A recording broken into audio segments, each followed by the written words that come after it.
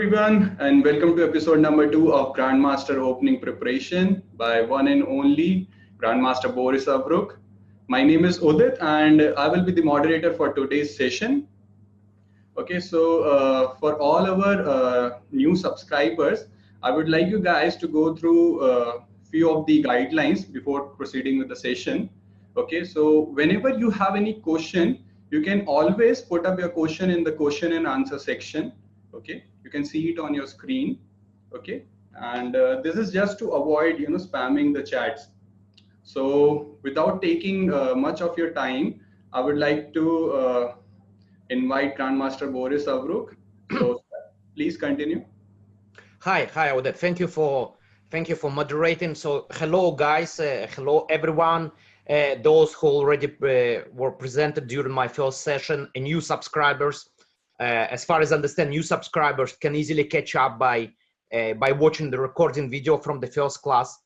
The first class was dedicated to gioco piano or Italian, whatever you call this, with the direction where we play after bishop c4, we play knight g5.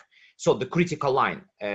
In general, the name of today's session, probably you can see according to the schedule, we need to cover a more positional approach, but we are a little bit behind as well. You know, it's my first experience and there was not so much time left. So we need to complete all the directions in knight g5. I mean, we are somewhere like I would say in the middle, and we haven't done like the most playable lines for black. We were more focusing on some lines where it's like pretty much dubious lines for black. So with some definite conclusions. So like most of the lines are favorable, clearly favorable for white. So today that will be a little bit different type of session. Today I would rather get to some positions which are playable for both sides. So I would rather go to some critical lines and tell you, well, that's the position, that's a critical position. Here you study, here you play. There is no definite conclusions. It's just the game, just playable. Chess is a very rich game, so there are a lot of room for improvement. So okay, so we start here, and the place we stopped last time, it was the variation d5 e5. So obviously we covered knight takes d5 during our first class, knight d4, b5, and so on. So like now knight a5, the serious move. So we give check bishop b5, and now before we switch to the main line c6, I would love to mention the move bishop d7, which during our first session I mentioned that it's actually not so bad move, and there is some new fashionable idea for black which seems like leads to like very interesting game. So after bishop d7, we play queen e2. That's the best move. So obviously the point of bishop d7, we cannot really take. I don't think it's a good move. Bishop d7, queen d7, our pawn d5 under attack, and black will regain the pawn comfortably. So as far as I understand, so that's why queen e2 is the most challenging move. Now our first session we covered bishop d6, which is old main move, and it seems to me like white doing great after bishop d6, and white objectively better. Therefore the latest trend in this position, bishop e7. Bishop e7. So this seems to me quite playable, well, at least according to the current standings of the theory. So what's going on here? Let's get a few lines. So I think knight c3 is white's best choice, most probably. Just to mention another line, which is kind of like very important, is bishop d7, queen d7, c4. This seems like a very natural response, as we are able to play c4 now after we placed our queen on e2. So what is the play? It's always one idea. Black has to undermine white's d5 pawn in order to get, let's say, this type of position, dc6, knight c6, and that's definitely a lot of compensation, since white has some issues with the d file, knight d4 is coming, and so on. That's a very obvious compensation here. It's no doubts about this. Therefore, as far as I understand, white's best try is tactical d4, e4, and bishop d2. Now, not to forget that there is some issue quite often in black position, knight on a5 misplays and can get under attack in some lines. So I discovered some interesting idea that I would like to share with you. So first of all, like if I remember, like four games in this position featured obvious b6, and then I actually like white's position. Why? Because after bishop a5, ba5, dc6, queen c6, castle. Let's say queen c5. He needs to protect the bishop in order to castle. We come back, knight f3, knight is hanging, castle, and knight d2.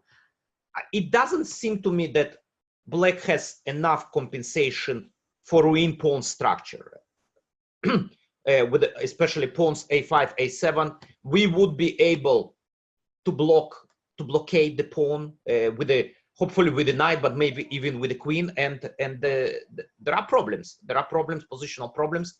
And I believe white is better. However, in this position, I surprisingly discovered that castle is very interesting idea, and there is some definitely room for analyzing this position. So the point is the following: we have obviously rook e8, rook e8 idea.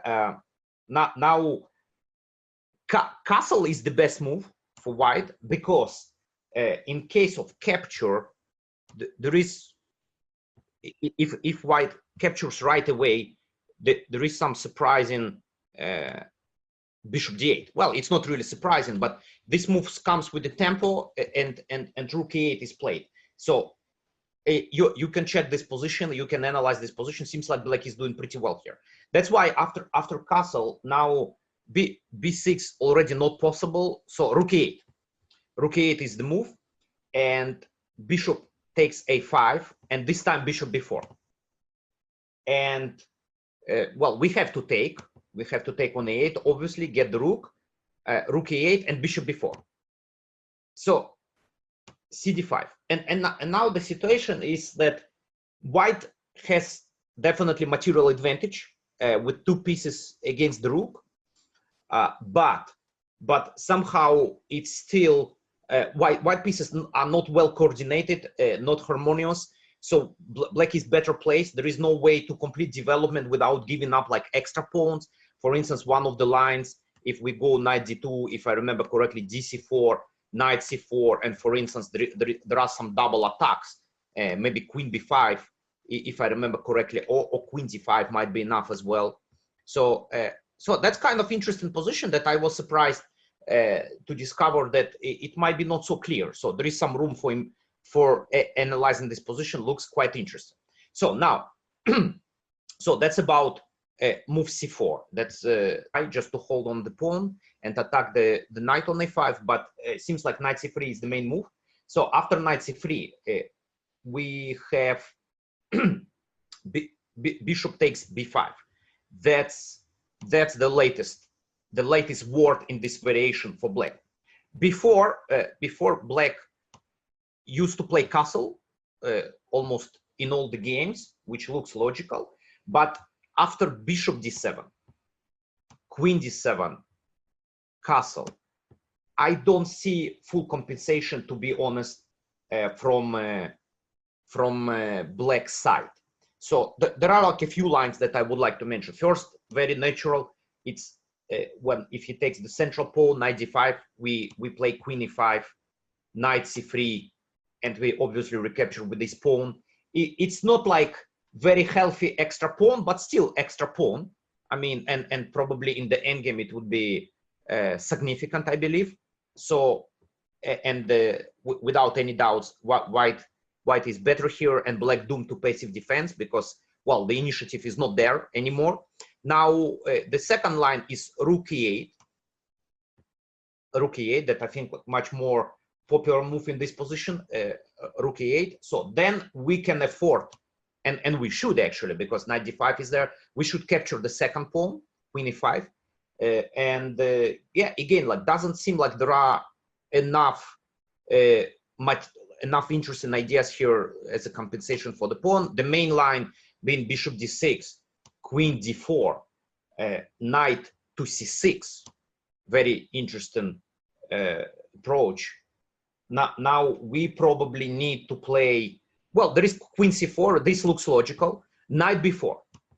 Surprisingly, I discovered here that despite 2 pawns up, we probably shouldn't exchange queens, since after queen d7, knight d7, c2 is falling, and then obviously our pawn structure ruined, and I think eventually also d5, we're gonna lose d5. So therefore, this is probably just a good position for black.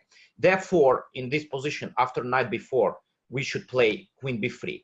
And it doesn't seem to me, even though like we're behind in development, but there are like no big ideas on the king side. So I think white is better in this position.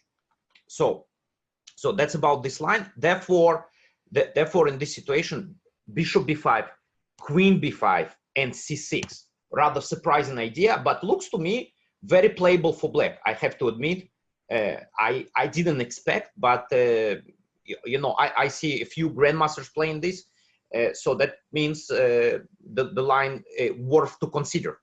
Now, after this, like we obviously have to take dc6 and knight c6. That's the point. Of course, bc6 would leave just knight on a5, very vulnerable. Yeah, we can take on a5. So the whole point is to get knight back. And again, well, the problem with white piece is coordination. Queen is a little bit misplaced. Knight already not on the great position, so it has to come back to a3 or a4 one day. So what is the line here? Usually, it's castle. Obviously, queen b7 would run into knight d4, and c2 basically unprotected, and there is no way to defend this pawn. So it's probably castle. Castle will transpose anyway to our line with castle. So white basically has to castle more or less, and then black castles as well. Black castles as well, and now, well, that's the critical position, maybe the initial position of this line, I would even say. Seems to me pretty unclear. Very I'll give you some critical lines here in this direction. So first of all, if white is greedy and trying to get the second pawn, with idea obviously that after knight d4, we can give up the one pawn and maybe consolidate the position and just stay one pawn up. But I don't think it's enough for advantage, because c2 is very important pawn in white pawn structure. Then there is always a lot of compensation with like open b and d files in this position. So where like black can target white pawn. So I think this is the line. But by the way, there is, as far as I understand, there is nothing wrong with knight b4. It's pretty much the same. So it seems to me it's a good compensation here after knight d4. The results, it's kind of like 50-50 on practice, 50% score. Now queen e2 looks to me as a more critical move, because we just stay healthy pawn up. At first glance, it's healthy pawn up, but still a very good compensation for black. How black develops his initiative? By playing knight d4, queen d1 has to be played, protecting pawn c2, and rook c8. It's a key move in black's strategy, tying the knight on c3 with the protection of pawn on c2. So knight is kind of like untouchable. And now one of the ideas that I noticed, like in the games, most probably, well, mostly played by black, is to attack the knight, b5, b4, and so on. So again, it looks to me like it's very interesting compensation. Definitely, playable position. I don't think you can give a definite assessment here what's going on. It's just playable. That's my impression about this. So I just want to mention maybe the move like knight f3, which looks very logical, trying to trade this powerful knight on d4, but then there comes e4. So then there is another problem. We have obviously development issues with bishop on c1, and if we play d3, the pawn is weak. But maybe we have to do this, but it's again like it's pretty nice compensation for black. So this line looks playable for black, and I'm looking forward to seeing new games and new developments here. So now we talked about bishop d7, which still remains by far second choice, and of course c6 is the main critical line of knight g5. So after c6, we obviously forced to take dc6, and this time bc6. This time black should get a tempo on b5 bishop. So I would say that in this position there are like three main moves, which are they are bishop d3, bishop e2, and queen f3. I think bishop a4 can be easily dismissed, since after h6, knight f3, e4, white cannot play knight a5. As far as I understand, queen d4 is winning material. Winning material. This is a double attack, and I guess bishop takes c6. Our knight is gonna be trapped on c6. Knight c6, knight c6, queen d5. Very nice line, queen d5, and we are going to lose the knight.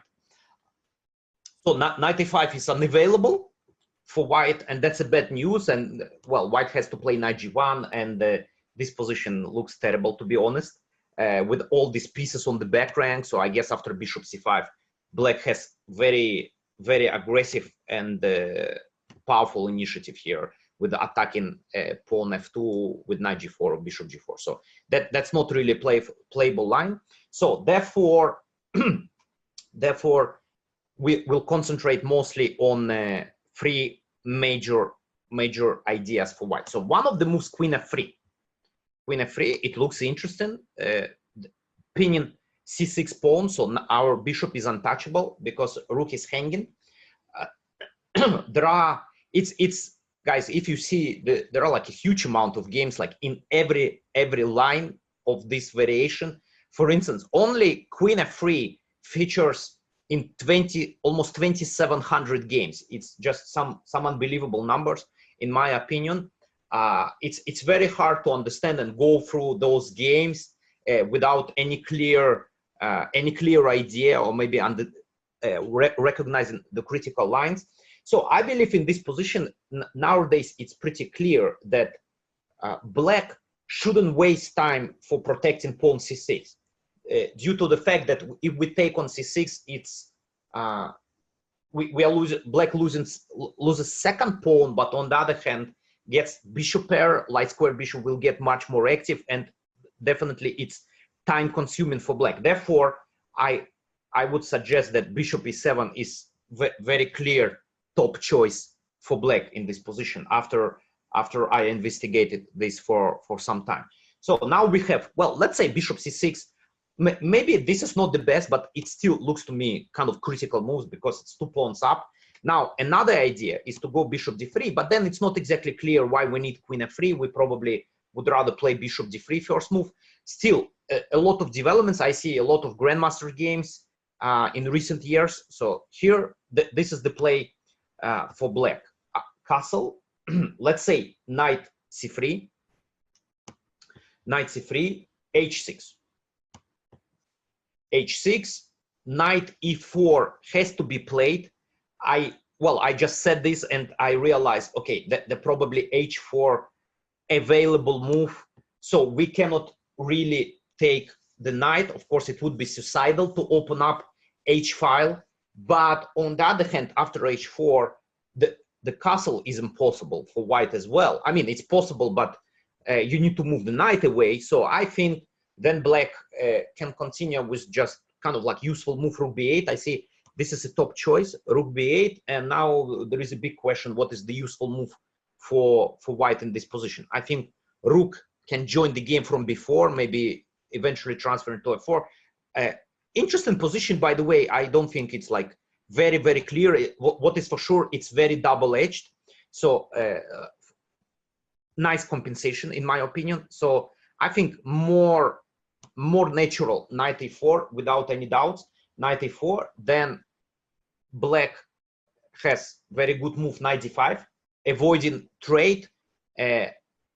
Also, I think white can never take on d5 because cd5 is coming, followed by e4, and at the same time the threat is f5. So after knight g3,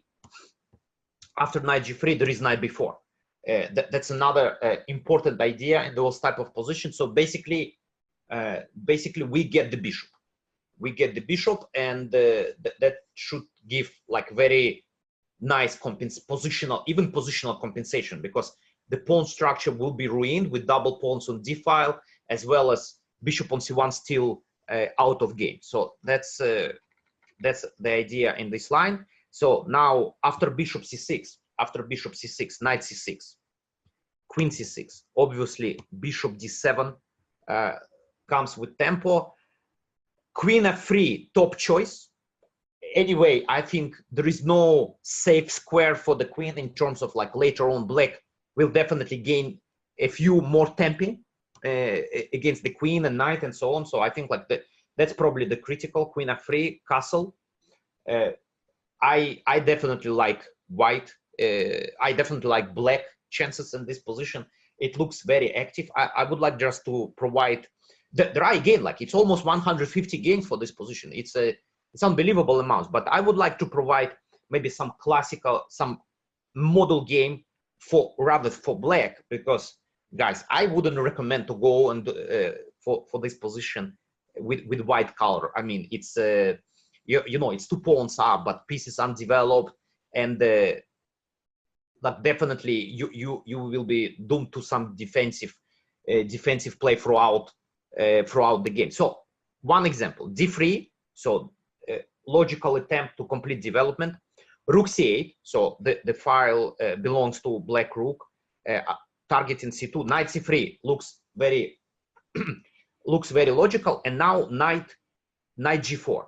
So yeah, that's I think it's very important move, because there were a high level game where black played bishop c6. I don't feel it looks like a good move, but there was nothing amazing after queen h3. Actually, queen on h3 is well placed, and it's definitely still a lot of compensation, but maybe white is about to consolidate his position. So I'm rather in favor of knight g4 here. It looks much more aggressive and prepares f5.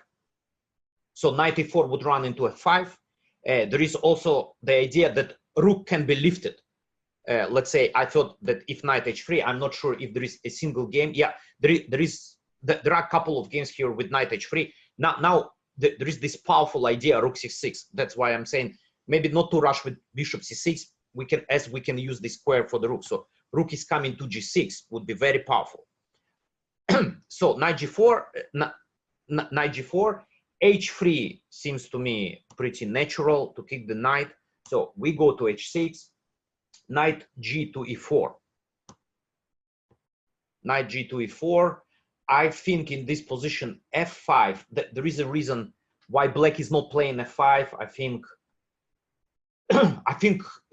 yeah, well, the reason I just realized that there is bishop h6 capturing the knight, and fe4, intermediate fe4 runs to the spin, and then we definitely not, with black, we are not interested to trade pieces this way, besides the fact that we are losing probably the third pawn as well. So therefore, in this position, knight f5 must played, and natural move, knight is heading to d4, which will be, it will be a great position. So castle knight d4, so looks pretty natural, as white should protect the pawn.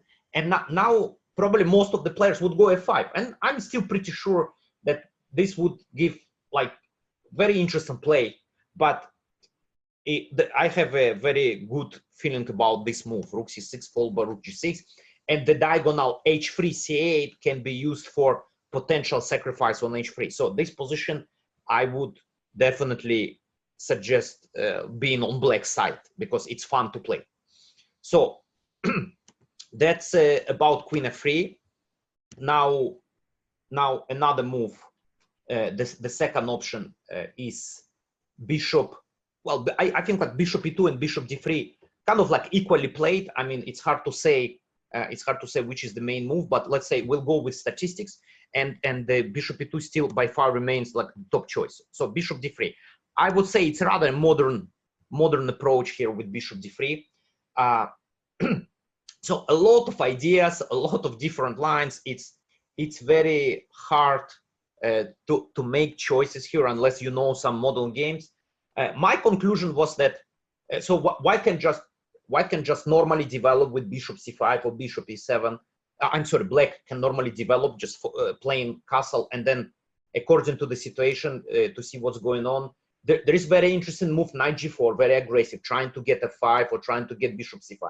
But my choice for black would be knight d5 in this position, and that's also by far top choice on the grandmaster levels nowadays. Recently, that we can see a lot of interesting games on the grandmaster level.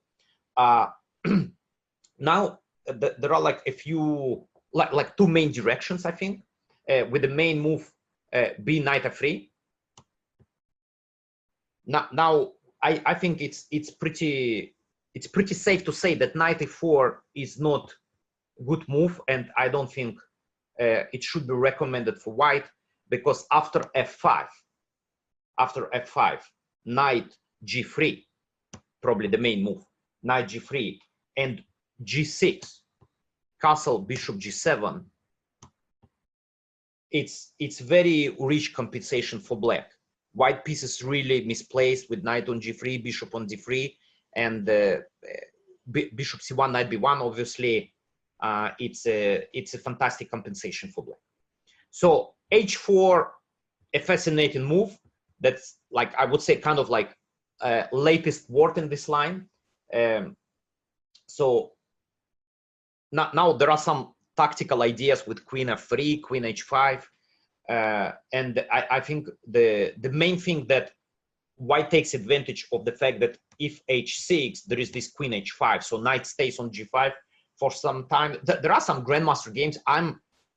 It's hard for me to say like definite evaluations, because the position is so, the rising positions are so rich here, that I would rather say that like right now it seems to me interesting for white. I would say promising for white, but on the other hand, I like bishop c5 move for black here, not wasting time for playing h6, bishop c5. And yeah, here we have some really fascinating game that I would like to share with you.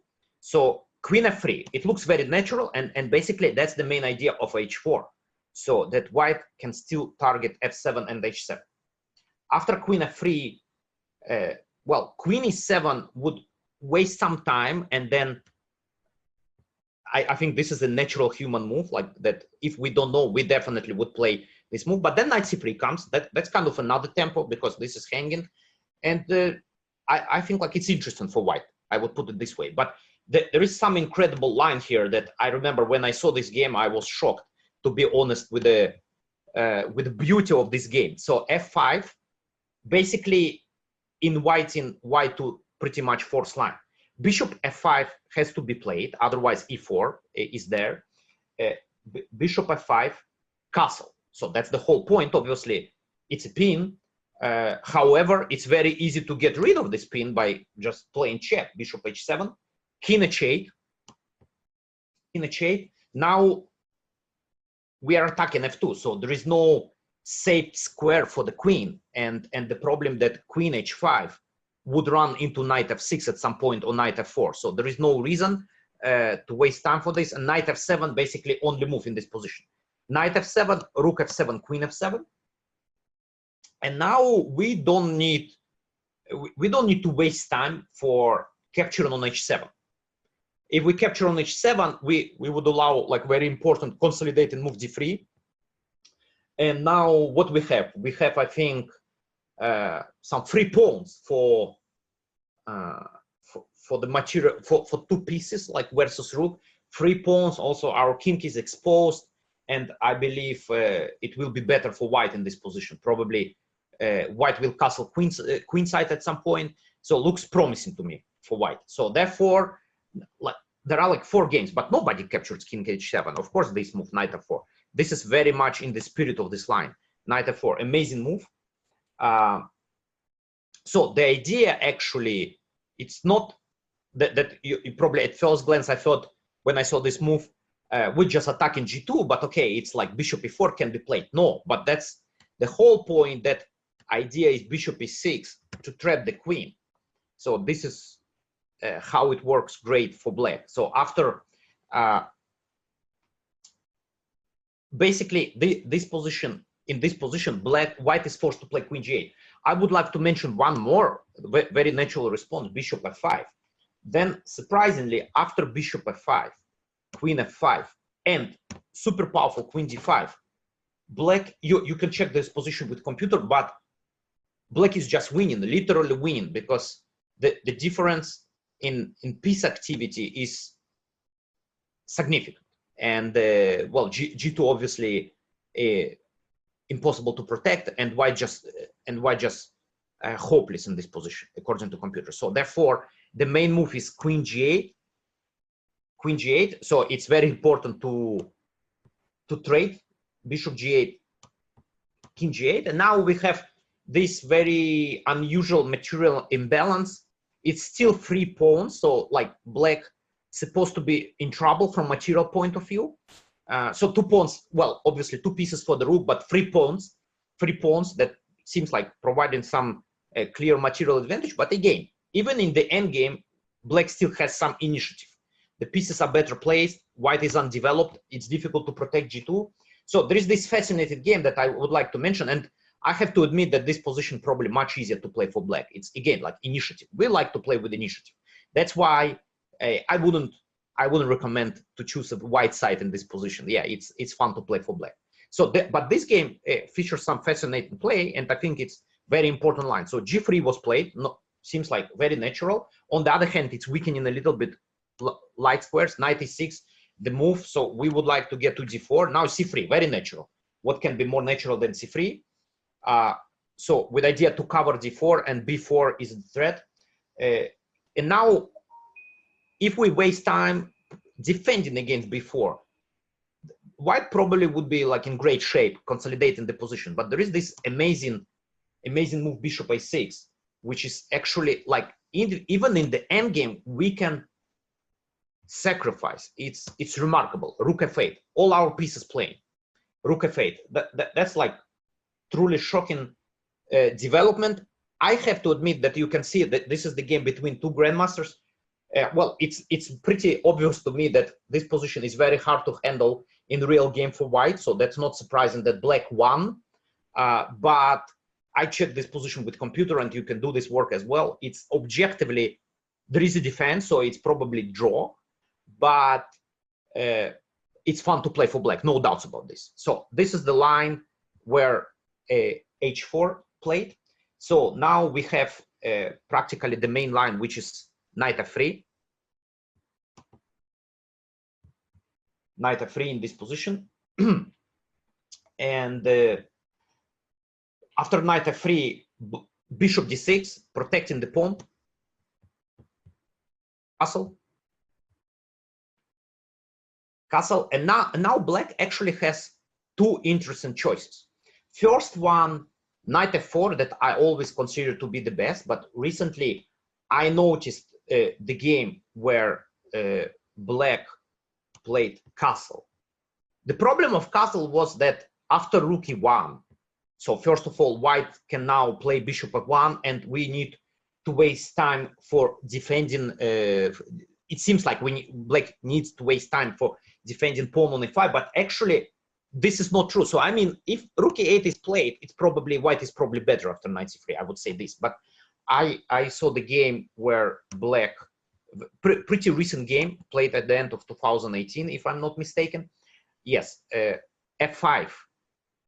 Well, there are like, it's not the only game. There are like 14 games, but just a game that I paid attention, played by one of the grandmasters that I closely follow because he's a very good theoretician. So practically this move I think forces knight a5, because otherwise e4 will be very powerful. So knight takes e5, and now how black develops initiative with queen f6, knight f3, and g5. Amazing play. The position requires definitely further investigation, but I would like to show you the recent the critical game, in my opinion. So g3 was played. g3, I think it's important to cover f4 as well as restrict bishop on d6, because somewhere like bishop h2 might be the issue. Of course, g4, knight h4 is prepared. So f4 forced, knight, and now the best chance for white is just to give up this piece on f3. So there is no way to protect this position due to huge development advantage. So it's better just trying to catch up with development by sacrificing the piece.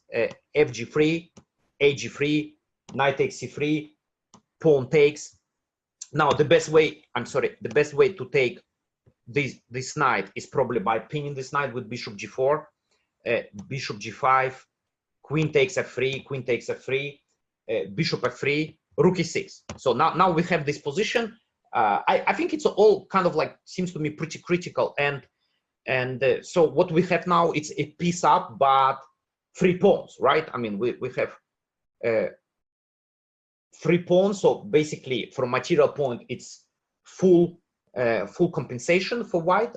Also, it's very important to mention that I would say that white has good pieces right now. For the first time, maybe we see in this line good coordination, and it's rather black who is a little bit suffering with this knight on a5. Therefore, knight b7 kind of like must played, and this position is, in my opinion, it's critical. White has a few options: rook h6, bishop c4. I think more or less, I would say it's equal. It's still double edge. It's still very playable. Either side can win, but objectively speaking, I believe it's like pretty much balanced.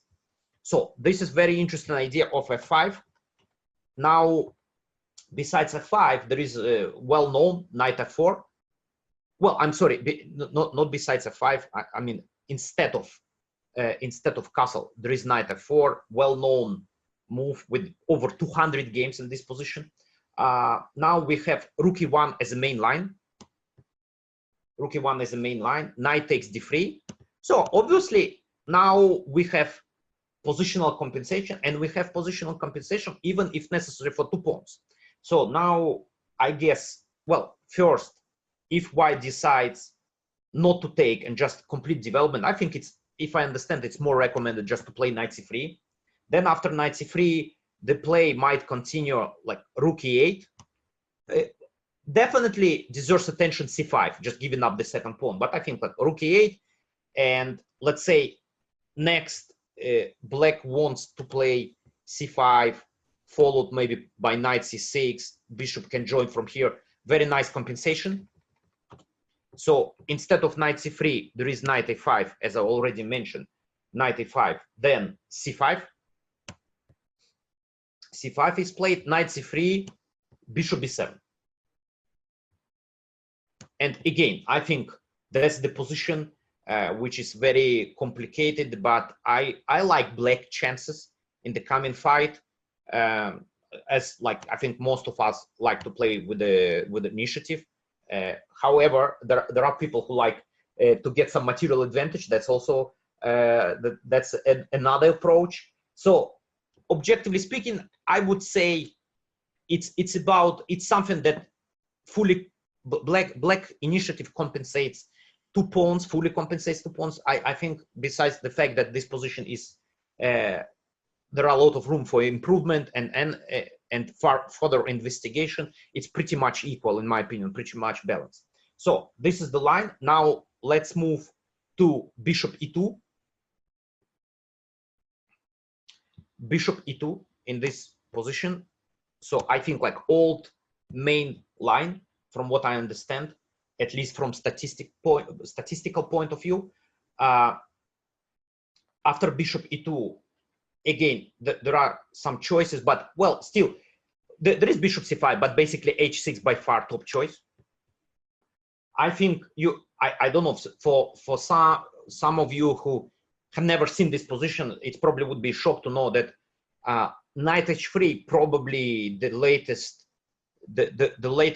trend for white, and it's understandable since knight f3 runs into e4 in the future. But we'll check knight f3. Now e4 must, obviously knight e5. Now knight e5 is a playable move, not like with the bishop on a4. Knight is not trapped here, as white can support the knight with either d4 or f4. Now there are like I think two reliable lines for black. One is bishop d6, which is the main move, bishop d6, and then usually the play goes d4. En passant, e d3, knight d3, castle, castle. So it's probably one of the best looks that we have seen for white so far today in terms of development. The bishop on c1 is about to come in, and like knight c3. So it seems like, but still, it appears that black initiative is quite sufficient here. Queen c7 comes with tempo. h2 is under attack. Also, at the same time, stops bishop f4. As far as I understand, h3 should be played because g3 weakening. Well, there are a lot of games with g3, but it's definitely light squares. h3, I just believe this is critical. c5. c5. So now it goes without saying that this is the type of position where black should play very, very aggressive, very fast. You know, like there is no time for positional play. So after c5, the main move is b3, preventing c4. But then we get a very clear positional compensation due to the weak pawn structure. On the other hand, of course, like white is out of danger in terms of losing this game without development. So knight d2 seems like logical move, and there are games in this direction, bishop f5. And again, I think it's good compensation, it's full compensation, thanks to the pawn structure, and also the statistics like really favors black here. I think again, I would say objectively it's about equal. Now this is the line, which is good. I noticed also bishop c5, really interesting move for black in this position, bishop c5. After bishop c5, there is, I think, the idea that now knight might be a little bit in trouble. Well, actually not in trouble, but after castle, there is no d4. So black can play something interesting like this, queen d6. So with the point that if knight g4 is played, we can take with the bishop. I'm sorry, with the bishop is stronger because, well, then it's just hanging in there, bishop g4, and now play h5. And I saw some games here where bishop h3 was played, and now black has two interesting ideas, one g5 and another one knight g4. So both like with very nice attacking chances. It's not that black has no defensive possibilities, but to be honest, it looks like a quite annoying position for white because you know, undeveloped queen side and all the pieces. So basically, bishop c5, I would say that forces c3, which maintains the option of d4. And now we play queen c7, d4, e d3, knight d3, bishop d6. So now something similar now to the same position, but I guess there is no knight c3, so that's not now knight is not able to get to c3. Also, this is more vulnerable. So in the future, it will play just some normal moves. As far as I see, will castle, play bishop f5, followed by rook d8, and target knight on d3. So the main line, from what I check here, is knight d2, castle, knight d2, castle, b4. It's the main move in this position. Knight b7, knight b7, only square for the knight, and knight c4, knight c4. So at least developing somehow. But I really like black chances after knight d5. I think it's very rich compensation, very active play, many targets, still no castle because h2 is hanging, c3 is a target, so great position for black. So now knight h3. Knight h3, I guess it will be our last line for today.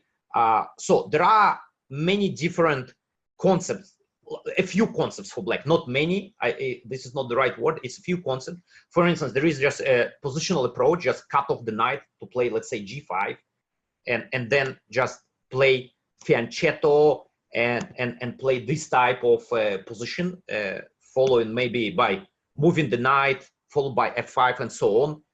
This knight on f3 looks really weird, but I noticed the main idea for white in this position to play knight g1 and maybe to play h4. Very unclear, very double-edged, hard for me to say. I think it's like pretty open position here.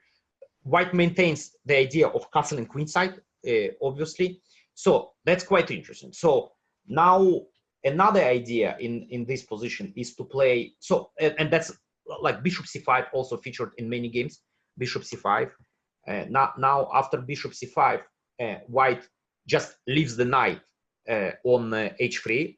Obviously, it's not really hanging. We are quite happy to get light square bishop, so d3. Somehow the statistics, there is amazing statistics here for white with a key model game which has been played in 2019 between two Indian super grandmasters, Adhiban and Hare Krishna, and white won. So I decided, okay, so that's not a good sign. Let's leave this line. And I just focus on bishop d6, which seems to me like the most natural. I don't want to waste time. Well, it's not exactly waste time, but I like bishop d6 to compare with g5 because g5 definitely has its own drawbacks, like weakening the king. So what is happening after bishop d6? The main line in this position, d3 by far, d3, castle, now knight c3. That's the main line. Of course, like every move, there are some alternative ideas. Of course, like castle is possible everywhere, knight g1, but always very nice compensation. Knight d5. So we have seen the similar idea. So knight moves away, and now it's about like pawn f5, right? So bishop d2. So there are like a few moves. I thought bishop d2 is a critical one. If he plays knight f4, looks natural at first glance, but of course we have no plans to give up dark square bishop. f5 is coming, very rich compensation. After bishop d2, there is rook b8. Yeah, so basically what I want to say, like there is nothing amazing here for black in terms of, yeah, I guess like bishop h3 actually deserves attention, bishop h3, but I thought, you know, there is nothing clear. The king, white king can run away to the queen side, so I would rather keep bishop h3 like for the future, maybe when he castles king side. So and this play, I like this play for black, rook b3, and now knight b7. So we are not talking about some Russian initiative, it's rather a positional play. So knight comes to c5, and it's very playable compensation, very strange results. I think it's super double-edged position, but on practice there have been only 4 games and 4 draws. That's rather shocking. Maybe one of those games it's a correspondence chess, I'm not sure, but there are like at least 3 games where like 2 games between both grandmasters. So very double-edged. So I guess chances for both sides double-edged. Black has to play aggressive to prove his compensation. White is pretty solid here, I have to admit. It's not that like in the previous lines there were no development, bishop was stuck on c1. Maybe one of the critical position overall in this direction. So if you if you would rather like think about playing this line for white, I would rather probably recommend this variation as a best choice. So so that's all for today. I think we need to leave some 10 minutes for the Q&A session, and I'm looking forward to hear some interesting questions from you.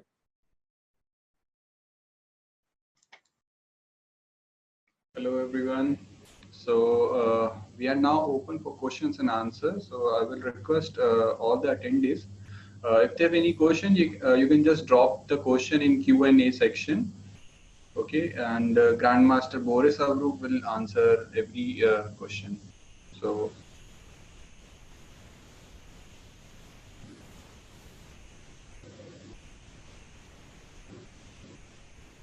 maybe most of the questions they've been in a chat room, I guess. So I see here one question, but it was asked before the lesson started, whether we're gonna cover knight f63. Unfortunately, with our pace, it's gonna be next topic. I think at some point I will catch up, but that was just very important to go over this line that we covered today. We couldn't like just skip this line. It was the most important line.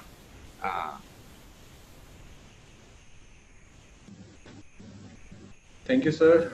So I guess Mr. So any other question? Yeah, it's rather like I'm checking the chat room. It's rather. So we have one question in chat box. Yeah, I think I answered this question for what I see.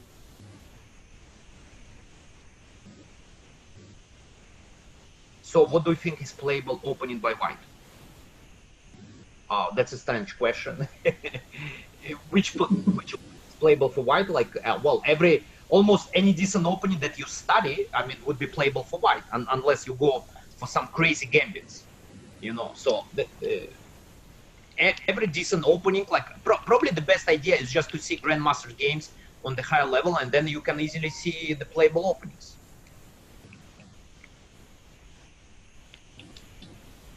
So I see another question. My problem is I lose some important games with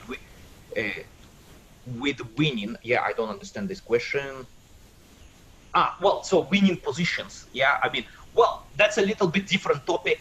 How to win winning positions. I think like that's possible to combine another course of 52 hours. How to win winning position.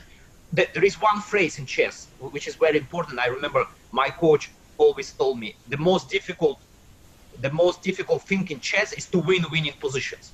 It sounds weird, but this is true, because so many games that we kind of like screw up in winning positions. But you know, there are many rules, so I guess it's a separate lecture.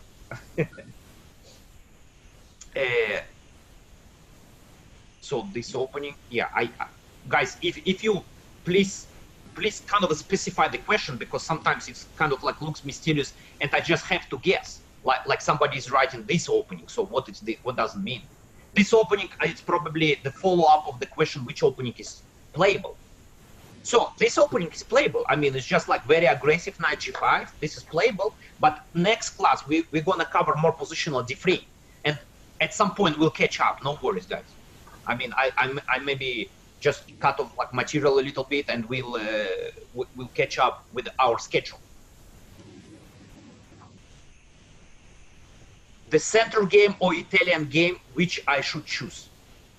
I should choose. Well, I think like the central game, the means it's like e4, e5, d4. So my answer would be definitely Italian game. So this is much more interesting, playable, and this opening can serve you for many years, because as you can see on the highest level, Italian or gioco piano, we call it, it's very popular. So that's just a very solid, reliable opening. Yes, e4, e5, d4, e d4, queen d4, center game. So this is the opening which I call this opening for one game. If somebody is gonna run some decent preparation, you're probably gonna be in trouble. I remember how I won the game with black by playing this first time. I just prepared against the guy and just I won from the opening with black. So as a surprise, I don't mind like to play something dubious. I mean, I always tell people like maybe you think that your opponent is not prepared, so you can give a shot for one game. But if you are talking about something serious, play in long term, so that's not the opening to play. Italian sometimes bishop g5. Yes, absolutely. I mean, we'll get to this. One will analyze bishop c5 variation. So we'll definitely touch bishop g5 idea. But this idea is double-edged. It doesn't mean that it's good for white or good for black. There are pros and cons for both sides. So we'll definitely touch this idea, Sanjay. Bishop g5, h6, and yeah, as you say, g5 followed by g5. Yes. So black gets control. Should I play bishop g5 or not? Yeah. So there are like very concrete questions from Sanjay, but I mean it's a different line. There is no definite answer. Sometimes black is just do not allow to play this bishop g5. Black just starts with h6, so you cannot just rely on bishop g5 idea. So it's a good play opening fast, and when I play opening fast, how can I play middle game fast? So the question is not exactly clear. I don't really kind of like playing fast. You know, it should be reasonable. You know, if you play fast and you play bad, that's not a good combination. But if you are able to play fast and strong, as it was used to be like young Vichy, when I remember I was always shocked he was crushing his opponents like top GMs by spending 5 times. But well, that's a special talent, I guess. Like he's a genius, yeah. But well, you should play reasonable. If you see this kind of strategy doesn't work, that you play fast, and the level of your play is not good, so you should like slow down, obviously. But if you play and it's a good level and you are able to get your opponent into the time trouble, that's a huge advantage nowadays. So you kind of have to find the middle ground, I guess.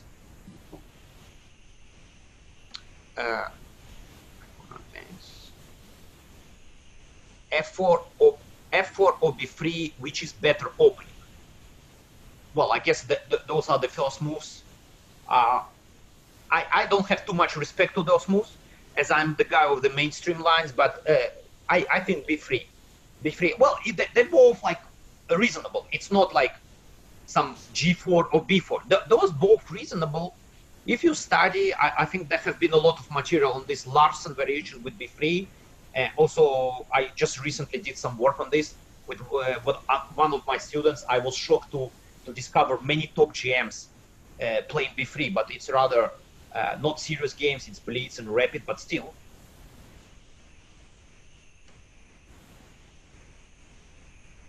Sicilian Dragon.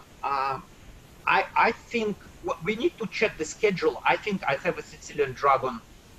Well, I guess, guys, like you can see the real schedule of my course. What are the lines that I'm going to cover? I think Dragon, if I'm not mistaken, is there. Yes, so I would like to answer to this question. Okay, so whoever is attending this session, okay, you guys can see the list of episodes in my star room, okay, and you guys can just go through the topics in detail, and I'm very sure that Grandmaster has covered all the topics there. Well, I have a great question. It's probably maybe one of the last questions. What should we do when our opponent deviates from our opening preparation and plays different moves? That's I can tell you that's the problem not only for you, that's a problem on every level. But this is where comes just your knowledge, just foundation. You know, I always tell my students, you know, don't get shocked, like calm down, you know, just play natural chess. Just use your knowledge, you know, just play normal moves. I mean, maybe just practical advice would be not to enter some sharp lines, some complicated lines, because there is high probability that your opponent is prepared and you are not. So you should kind of like calm down the play, just play natural, don't play fancy moves, just just use the rules of beginners, just play in the center, develop pieces, castle. That's always works in 99% of the cases. So and overall, this is where the general knowledge starts to tell. So the stronger player is, the better he reacts after like opening surprises, right? So of course, if you don't have enough knowledge, enough chess knowledge, it's much more difficult for you. And it's very clearly for me. I can clearly see, let's say, when I do work with like 1800 student and how he reacts, and how he's not familiar with some like opening line and immediately might collapse, or there is already 2200 guy, so he can already just maybe getting slightly worse, but he's still in the game.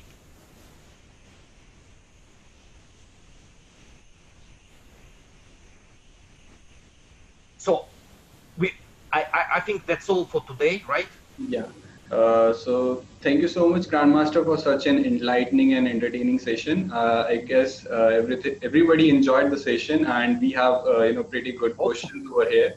So I'm very sure that these guys are very excited to see you in the next session, and be ready for questions next week also, guys. Okay. Till then, bye bye.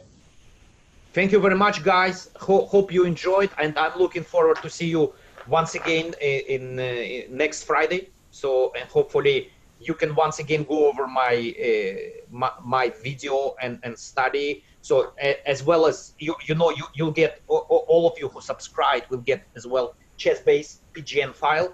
So that will kind of like you don't need to waste time like getting this all these notations into the chess-base. Thank you very much, and looking forward to see you next week. Thank you for moderating. Thank you.